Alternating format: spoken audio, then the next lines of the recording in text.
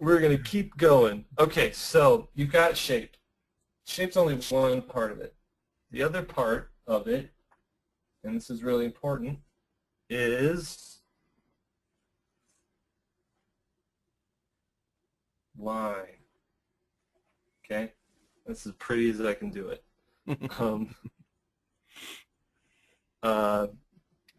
Actually, yeah, so line is what I would say is the most basic, simplest, and fundamental tool for creating an image. You've got the shape, you've got the ideas in your head, you've got your basic sort of idea of what you want that character to be, but the line is how it's actually going to get on the paper. And so, and this I guess this actually feeds in well to what we're talking about with the pen. Your line has very important work to do. I'm just going to write this down.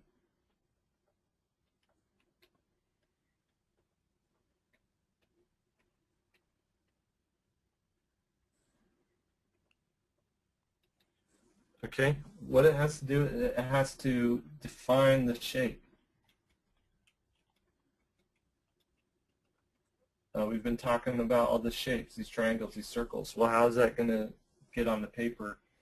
The line that you're drawing is going to be the thing that defines that. A line also has to build structure. It has to clarify location and also explain the action.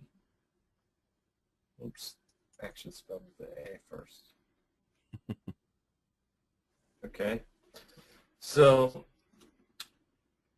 build the structure. What I'm talking about there is you can have an idea of what the shapes are that you want, but those shapes actually have to have a solid structure to them, a three-dimensional structure to them. And by clarify location, I mean all these shapes are going to be in front of each other, beside each other, overlapping each other, and the line is what sort of tells where things are. And then as we get farther into this, we'll talk about how line explains the action.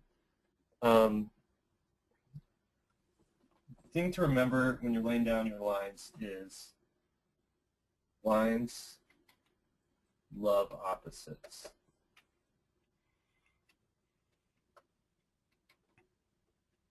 Okay. They like to be paired short ones with long ones. They like to be paired straight with curves. And they also like to be paired together as thick.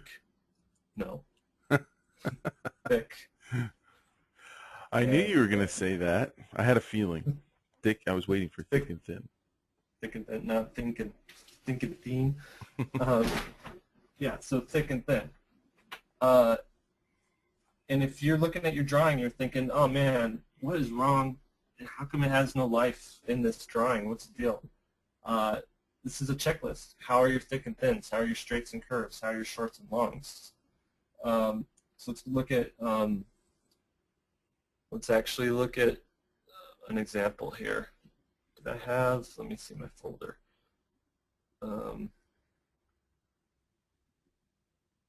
I didn't do that. I'm just going to pull up a drawing here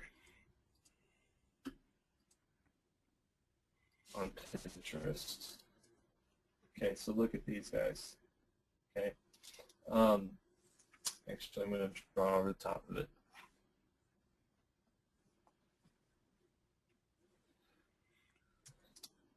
Okay, so if you look at how these guys are working.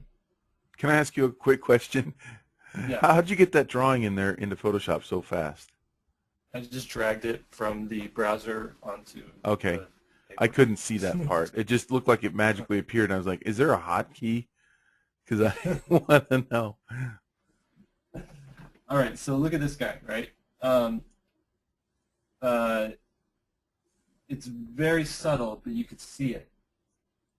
He has thick lines, thick lines, thick lines, and then paired with thin lines.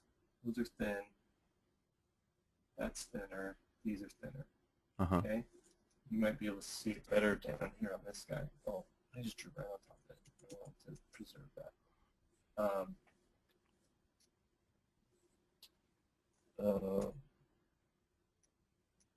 This line work is pretty uniform on this guy, but you can see it in there. So those are your thins and thicks. Also, I want you to look at straights, straights, straights, straights, and then we've got our curvies, straights. And these lines are really broken up, but if you look at what's going on here, this is pretty straight, and this is a line that's kind of tapering in. This is pretty straight, and this one's the one that's kind of going out. Same with that. If I were to draw it, it would be, you know, you have the leg, and then you have the sort of curvy side on the outside. You have an arm, the back of it, elbow, and then you've got the muscle thing going on the inside like that. So those are your straights and your curves. And then we did thick and thin. What was the other one that I said? Short and long, right? Okay. So here you've got your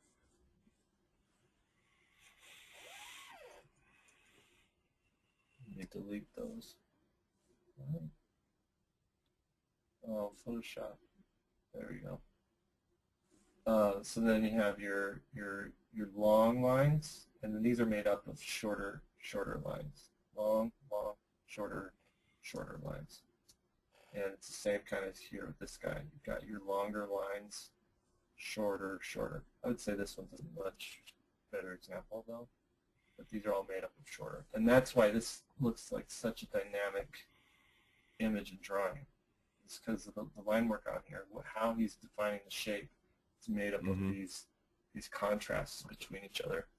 Aggie brings up a good point that legibility in letter structure is the same.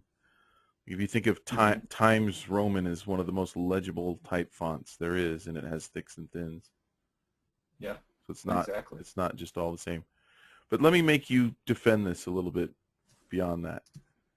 Okay. So that's your Pinterest board. That's what you like. But what if is it possible to have a sketch or a drawing or a character that doesn't have thick and thin lines, that doesn't have shorts and longs, that doesn't have curves played against straights? Is it possible? It is. But then I think you're going more towards your shape stuff. So let me bring up another image here. So this one, right? This one really isn't about the line work. The line work's just defining, more so defining the shape. But I think what you have here is the line work as texture, not so much as line work itself. I think prior to him finishing it this way, there was probably a stage where he was figuring out things with more of a line work about it, and then finishing it up with just simplified, modified line. I think that's fair. I think that's a fair question. Is line really that important? Well, and I would say in some styles, it's a lot more important than in others. And one thing that I get a question a lot from students is, do I show my line work or do I paint it out? Because there's you can have a full-on painting where you really don't see a whole lot of line. You see separation between different values, but you don't see a line in between. Right. general feeling on that is if your line work is beautiful, if your line work is, if you're spending a lot of time making a beautiful line, then it makes sense to color it and keep the line. But if you're, Mm-hmm. if like me, a lot of times the line work that I do is not desirable. It's a means to an end. It's functional to Mm-hmm. be able to find where I'm going to place paint. Mm-hmm. Then I get rid of it. But I think also, well, let's look at this example, right? There's no line work in here, Mm-hmm. but the shapes are being defined by lines. Right. So we still have our straights balanced by these curving things. You've got this variance in straights and then curves, right? You've got Mm-hmm. straights, curves. And that's what's giving this design some of its appeal. Even Mm-hmm. though there's no line work on it, you still have line, right? Mm-hmm. Does that make sense? And so it's something just to keep in mind as you're designing your characters for the final, is that even if the line work isn't going to be there, there's still going to be what the lines were when they started, you know? Mm-hmm. Mm-hmm. Let's talk a little bit more about those. So short lines, why is it? Oh. Short lines have a job to do. You're going to want to use short lines for short things. So, like this guy, short lines for those things. Long lines, obviously, are for long things. This is really duh stuff, but whatever. I'm writing it anyway. Your short lines are going to be for either texture, like that Harry Potter thing I showed. Mm-hmm. Your short lines are going to break up. You're going to use them to break up a long line. So let's say you have this character reaching out like that. Well, let's say you want to break up that long line a little bit and add something like that in there. And now you've got something a little bit more dynamic than what you had before. And your short lines also, they de-emphasize things. So kind of like that thing I showed there. You've got this really long arm, you know, it's reaching out to grab something. And you're like, man, that arm looks so long. How do I make it not look so long? You're going to use these shorter lines to kind of break that up. And what that does is it de-emphasizes how long that thing is. I never thought about it like that. You're actually going to learn something today. I'm going to learn today. Now on the flip side, long lines, you're going to use them to emphasize. Is that size? There we go. You can use them to emphasize things. So like just the opposite of what I just showed you. And also you're going to use them to direct flow. Okay, so let's go back to that hand reaching out. So by leaving those two there, man, that arm is stretching out. By breaking that up, it breaks it up a little bit. But if you break it up a lot, you know, and you kind of get wrinkles in there and everything, oh, it's really gross. It de-emphasizes how far he's stretching. It doesn't look like he's stretching at all. Right. But these long lines are going to really emphasize that. So what what I hear you saying is you're taking from life when you reach for something, of course, with the human form, you're going to have bends in your arm because you've got bones and muscles and all sorts of things. But what you're saying is the overall gesture is straighter. So you're going to emphasize that and exaggerate that to bring across the point of stretching or reaching. Right. Now, your straights and your curves, they each have jobs to do as well. Okay, your straights, you're going to use these to define hardness. Okay, and you're going to use it to define that something's firm and immovable. So when you think about a character, you know, it's like let's say it's a muscle guy, right? And he's flexing. You know, he's showing his muscles, right? Mm-hmm. I've got these straights here on the outside, and that's defining that, okay, this is the part that's firm and immovable. This part here is the area where I could actually reach. That's, you know, when you know, typically you see a lady squeezing a muscle man's muscle, right? She doesn't squeeze back here. She squeezes the soft, fleshy part, right? Because that is the part that's pliable. This part is the part that's hard. So that's where you're going to use your straights. Also, straights have sort of an inherent cleanliness about them.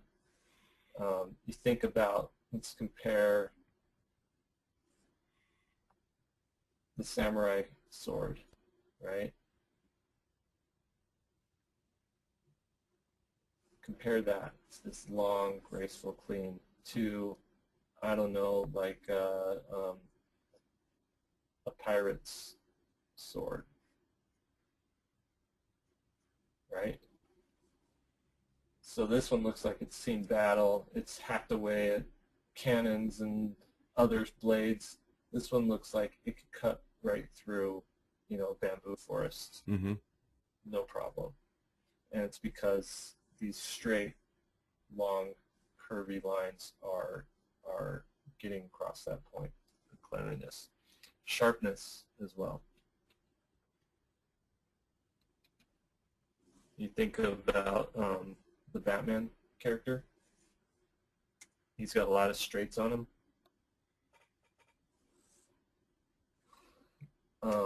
And he's a very surgical type of character. He goes in and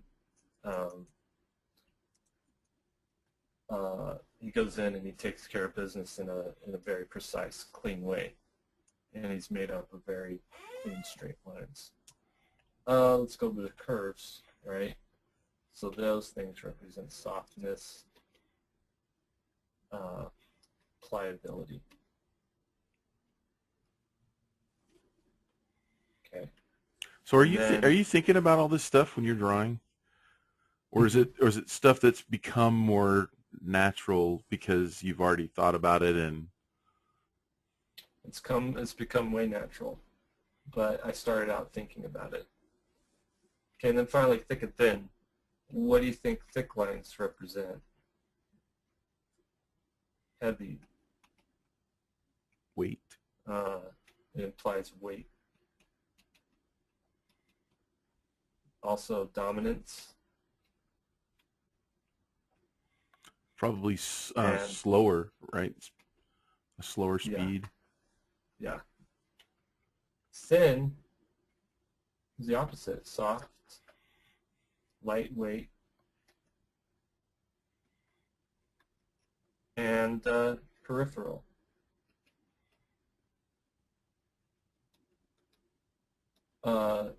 And these two have to, these ones right here have to do with what I was saying, that the line has to define where location, right? So let's say we have a character, and he's, you know, He's got his fists up. I don't know why I'm so muscly and fisty today. Right? Swordsy. Right, so he's got that. Well, let's go in here, and what happens when we beef up this line? Now, that line is definitely showing that it's in front. Because I've made these lines thicker, that arm is going to read first, and it really looks like it's in front there. And if you go in and make these lines thinner, it brings those even farther back. Right. Okay. So that's the dominance and depth. Dominance. Right. Right. Also, when it comes to things like clothing or hair or those things, you're going to go in and if this guy has really strong hair like that, or heavy hair, then it really feels like, oh, that's a thick head of hair. Consequently, if you go in and just really lightly, Conan O'Brien. Yeah. So Red. So think about that, and you're looking at your character design, and you're like, man, why does this guy feel? This is a light. This is an elfin princess. She needs to be, feel like she can walk on the top of snow without making footprints. But she doesn't feel that way. She feels like a dwarf. Well, is your line work super heavy? Or are you really putting lines, making them darker than they should be? Look at those types of things with that.